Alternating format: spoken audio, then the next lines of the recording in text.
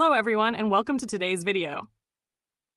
If you've ever wanted to secure your internet connection with a fast and reliable VPN without spending a dime, you're in the right place.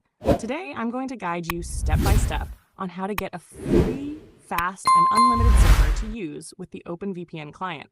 This will not only secure your internet, but also provide you with a speedy connection. So, let's dive right in. First, open the Play Store on your device.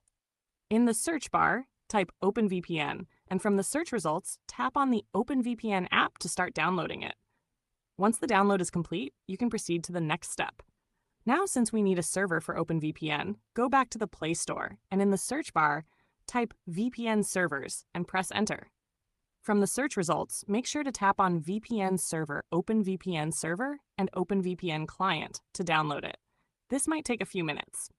Once downloaded, tap on the Open button to launch the app, and you'll be on the home screen of the VPN server client. On the home screen, you'll see a refresh button. Make sure your data is on, then tap the refresh button to load the servers. Various server locations will appear, such as Japan, China, USA, and more. For this example, let's choose a Japan server. Tap on it to select.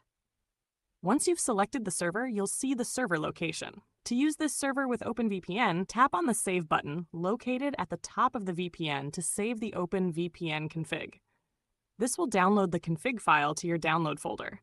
Now that we have the OpenVPN config, open the OpenVPN app that we downloaded earlier. You'll be on the home screen. Tap on the plus icon to import the OpenVPN config that we saved in the download folder. Tap on the config file to import it. Once the file is imported, tap on the Connect button to start the VPN. If the connection is successful, you'll see logs in the log section and a connection message as well. To verify the IP change, visit the UDP custom website and tap on Check My IP to see if your IP address has changed. If it has, congratulations! Your connection was successful.